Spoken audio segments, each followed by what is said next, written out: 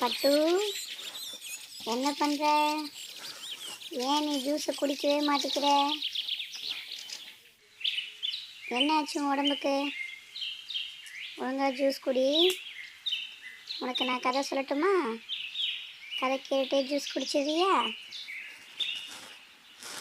படிக்கலாமா? என்ன கருத்தால் பிடிங்க? வெளியிடாண்டாங்க. நானும் போயிடாட்டா? இது ஒரு புத்திசாலி ஆட்டோட கதை. நிறைய புத்திசாலியாடா.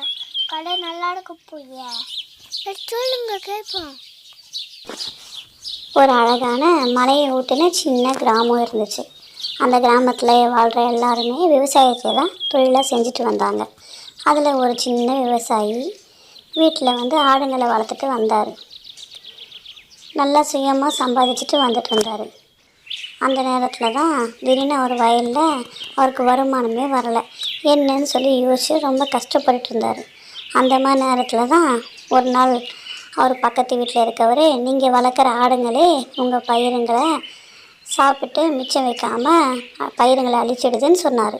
அதை கேட்டு இந்த விவசாயிக்கு ரொம்ப கோபம் வந்துடுச்சு. ரொம்ப கஷ்டமாக நடந்துக்கிட்டே வந்தார். அந்த நேரத்தில் இந்த ஆடுங்க அந்த பயிரை சாப்பிட்றதெல்லாம் பார்த்துட்டு கோபமாக திட்டிக்கிட்டே வந்து அந்த ஆடுங்களை, இனிமேல் என்கிட்ட இங்கே இருக்காதீங்க, என் வீட்டுக்கு இங்கே வராதிங்க, ஒழுங்காக இங்கேருந்து போயிடுங்க, இல்லாட்டி உங்களை அடித்து துரத்திடுவேன் அப்படின்னு திட்டார். உடனே அந்த ஆடுங்களும் ரொம்ப வருத்தப்பட்டுச்சு. என்ன பண்ணுறதுன்னு புரியலை. சரி கிளம்புவோன்னு கிளம்பிட்டாங்க. என்ன சகோ, இத்தனை நாள் சோறு போட்ட நம்ம ஓனரே நம்மளை துரத்திட்டாரு. இதை நான் எதிர்பார்க்கலையே. இப்போ பேசு. அதெல்லாம் பயிரை மேயும் போது இருந்திருக்கணும். நாம் தானே அவருக்கு நம்பிக்கை துரோகம் பண்ணிட்டோமே. இனிமேல் என்ன பண்ணுறது சொல்லு. ஆமாம், இதெல்லாம் இப்போ யோசிச்சு என்ன பிரயோஜனம்? ஒன்றும் பண்ண முடியாது. சரி விடு சகோ. ஆமாம், நம்ம ஏன் இந்த வழியாக வந்துட்ருக்கோம்? அதுவா, மேப்பில் தான் லெஃப்ட்டு ரைட்டுன்னு சொல்லிச்சு. அதனால் நாமளும் மாறி மாறி இங்கே வந்துட்டோமே. அச்சோ, பேசிக்கிட்டே எந்த இடத்துல வந்தோன்னே தெரியலையே. வழி மாறி வந்துட்டோமா? இந்த காட்டை பார்த்தா ரொம்ப பயங்கரமாக தெரியுது. எப்படி இதுலேருந்து வெளியே போகிறது? சரி வா, தைரியமா வந்துட்டோம். இனிமேல் எப்படி இப்படி யோசிக்க முடியும்? வா பார்த்துக்கலாம். சரி. வாழ்க்கையே போர்க்களம், வாழ்ந்து தான் பார்க்கணும். என்னோட நட்பு என் கூட இருக்கும்போது எனக்கு என்ன கவலை? என்ன சகோ, தைரியமாக இருக்கலாம்ல? கண்டிப்பா. எந்த பிரச்சனை வந்தாலும் நம்ம சேர்ந்து சமாளிக்கலாம். என்ன பண்ணுறது, நண்பனா போயிட்டியே. நண்பேண்டா சகு, அங்கே பாரேன், ஒரு நரியோட தலை இருக்கு. எதுவும் விலங்கு வேட்டையாடி இருக்கு போல இருக்கு. சரி, நீ ஒன்று பண்ணு. அந்த நரியோட தலையை எடுத்து அந்த பையில போட்டுட்டு வா. எதுக்கு அதை எடுத்துகிட்டு வர சொல்கிற? எடுத்துட்டு வா, எதுக்காக தேவைப்படும். நம்மளும் அந்த மாதிரி பார்த்ததே கிடையாதுல்ல, நம்ம ஊர்லேயே இருந்துட்டோம். சகு, இன்னும் எவ்வளோ தூரம் தான் இப்படி நடக்கிறது? எப்போ ஊர் வரும்? ரொம்ப கால் வலிக்குது சகு. எனக்கு என்னமோ இங்கே எதுவும் ஆபத்து வரா மாதிரி தெரியுது. பயமாக இருக்கு சகு. நீ எங்கே போகிற? முன்னாடி போயிட்டே இருக்க. என்னை விட்டுட்டு போகாத. தனியாக போகிற. சகு சகு சகு, இரு நானும் வரேன். சகு, இந்த காடு ரொம்ப ஆபத்தாக தெரியுது சகு. நம்ம திரும்பி போயிடலாம் சகோ. திரும்பி போனால் நம்ம ஓனர் இருந்த ஊர் தான் இருக்கும். நம்மளை அங்கே சேர்க்க மாட்டாங்க. வா போவோம். மனுஷங்க இருக்க இடத்த விட இந்த காடு ஒன்றும் பெருசாக ஆபத்தாக இருக்காது. கொஞ்ச தூரம் நடந்தால் ஊர் வந்துடும். இன்னும் ஸ்பீடாக நட. எங்கேயாவது ஓய்வு எடுத்துகிட்டு போகலாம். என்னது, இந்த காட்டில் ஓய்வு எடுத்துகிட்டு போகிறதா? ஐயோ, எனக்கு வேண்டாம்.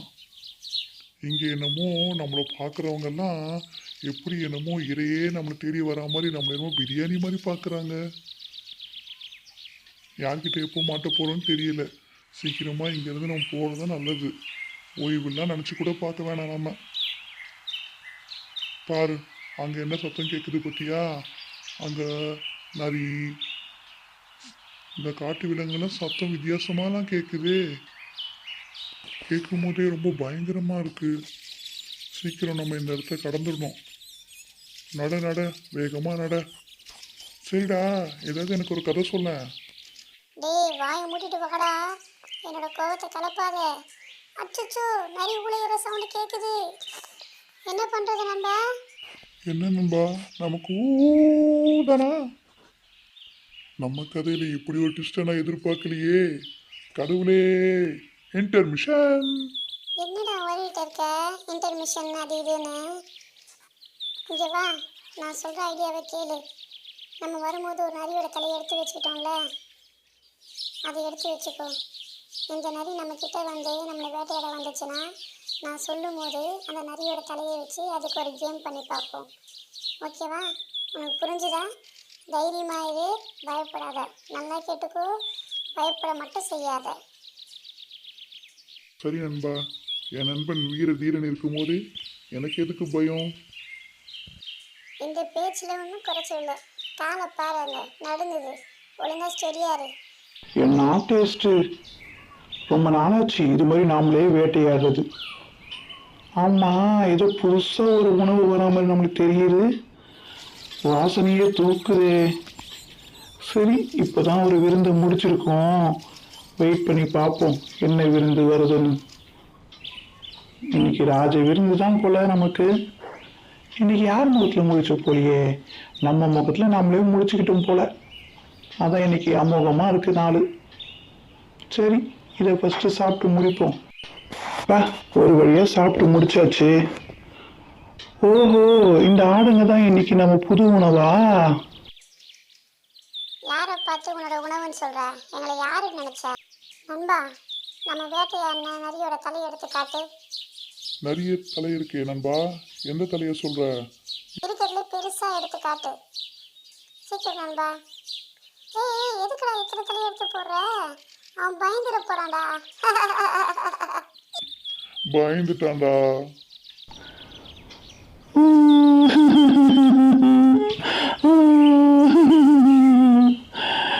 ஆடுங்க நிறைய வேட்டையாடுதா? கலி உலகம் சாமி. ஆனை விடுங்க, நான் வேற காட்டுக்கு போயிடுறேன். நண்பா, உன் ஐடியா ரொம்ப சூப்பர். புத்திசாலி நண்பா நீ. டேய், மூஞ்சிக்கு நேரம் நான் புகழாதடா, எனக்கு பிடிக்காது. சரி, உன் பின்னாடி புகழ்றேன். நீ ரொம்ப புத்திசாலி நண்பா. டேய் சும்மா வாடா.